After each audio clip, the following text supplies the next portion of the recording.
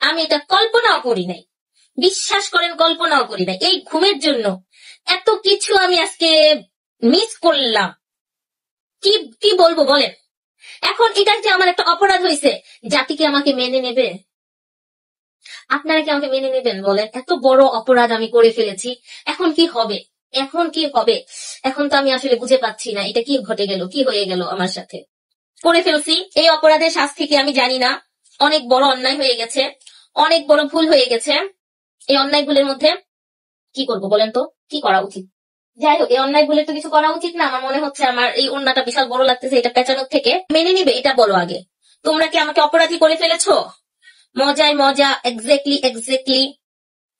অনেক বেশি রকমের হচ্ছে আমি মজা পাইছি, যেই মজাটা হচ্ছে আমি জানি না ভাই। এক মুখে মানুষ 10 রকমের না 1000 রকমের কথা বলে এই জীবনে জেনে গেলাম, বুঝে গেলাম। বিশ্বাস করেন কোনটা সত্যি কোনটা মিথ্যা আদৌ জানা মুশকিল। হ্যাঁ, আদৌ জানা মুশকিল।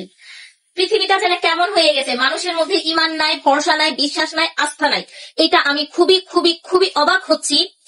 একটা একটা সাইডে তুমি যাও, একটা সার্কেল ওয়াইজে তুমি হাঁটো, এত কিছু কেন হবে? আজকে এর তো কালকে নাই, কালকে তার তো পরশুদিন তার বিরুদ্ধে দাঁড়ায় যাব। Action, super action. Oh my God, আর কি চাই?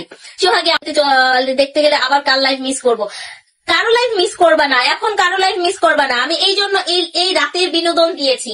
রাত 11:30টায় বলেছি, আরেকটু 5-10 মিনিট লেট করছি শুধুমাত্র আপুরা যেন কোনো লাইফ মিস না করো। ভাই সত্যি কথা বলতে, আমরা যাদের লাইভ দেখছি আদৌ কি সব আপনার সত্যি মনে হয়?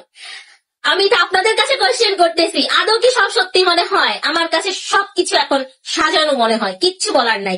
ইচ এন্ড এভরিথিং মনে হচ্ছে সাজানো। আপু গো, আজ দেখি সতীন পতন হলো, আজ সরকার পতনের দিন, খুশি হলাম। কয়দিন খুশি থাকবা দেখো। ফয়জল স্মৃতি লিখেছে, কেমন আছেন? ভালো আছি আলহামদুলিল্লাহ। মেহজাবিন আপু লিখেছে, কোনোভাবেই মেনে নেবে না জাতি একেবারে। আপনিও কি কিছু আপনিও কিছু বদনাম করেন, আপনিও গোমর ফাঁস করেন। আমি যদি গোমর ফাঁস করতে চাই তাহলে বিশাল কিছু ফাঁস হয়ে যাবে। আমি যদি কিছু ফাঁস করি তাহলে অনেক কিছু ফাঁস হয়ে যাবে। ভাই সব সময় একটু সংযত থাকি। আপুরে কতজনের কত নাটক হচ্ছে রে আপু। হ্যাঁ আপু, আপু আমার কমেন্ট যায় না কেন? ইচ্ছে করি তোমার কমেন্ট আসে। স্বপ্ন চলে, আসসালামু আলাইকুম, কেমন আছো? ওয়ালাইকুম আসসালাম, ভালো আছি। শুরু করছো? আচ্ছা, আমি তো জানি,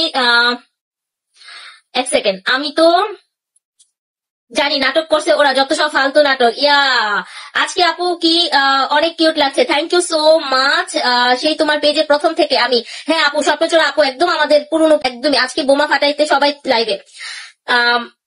আমি একটা কথা বলি, হ্যাঁ, আমার আমার একটা নীতি আছে, আমি জানি না এটা আপনারা কতটুকু এপ্রিসিয়েট করবেন। আমি যার সাথে কন্টিনিউ চলতেছি, আমি যাকে নিয়ে অলওয়েজ ভালোভাবে আছি, সো তার একটা এটা কেউ অন্যভাবে নিয়েন না। হ্যাঁ, এগুলো সব করা হচ্ছে বিয়ে ব্যবসায়ীদের জন্য। হ্যাঁ, সো এগুলো মনে হচ্ছে কি আমার স্ক্রিপ্ট বেস কিছু লেখা থাকে, স্ক্রিপ্ট বেসে লেখা যে আমি তোমাকে পারমিশন দিয়েছি, এখন তুমি যত পারো মনে চাই, যত কিছু মনে চাই করতে থাকো করতে থাকো। বাট আমি বিশ্বাস করি, আমি আপুদের ফোনে ঘুম ভাঙছে আমার। আমাকে অনেক আপুরা ফোন দিয়ে দিয়ে বলতেছে, এই তুমি উঠো উঠো, কি চলতেছে কি চলতেছে দেখো। আমি তো পুরাই টাসকি। আপু আজকের দিন কেমন কাটলো? আমি মিস করেছি ডিয়ার সিমরান নাজ, ওয়ালাইকুম আসসালাম। তখন আমি আসছি, হঠাৎ করে দেখি যে পাশের বাসার ভাবির লাইভ, কতক্ষণ পর দেখি বদনাম রাজার থেকে লাইভ। আরে বাপরে, কি হচ্ছে কি? কতক্ষণ পরে দেখি যে আহাদের কিছু কি বলবো, কিছু হচ্ছে লিঙ্ক আমাকে একজন দিচ্ছে, ভাঙচুর করে ফেলছে। আরেকদিকে হচ্ছে তিশা হচ্ছে মায়ের বাড়ি চলে গেছে। মানে আজকে হচ্ছে কি হইতেছে এগুলা? ভাই একটু আস্তে ধীরে যাইতাম, মজা পাইতাম। একটু ধীরে স্থিরে তোমরা হাঁটো না প্লিজ।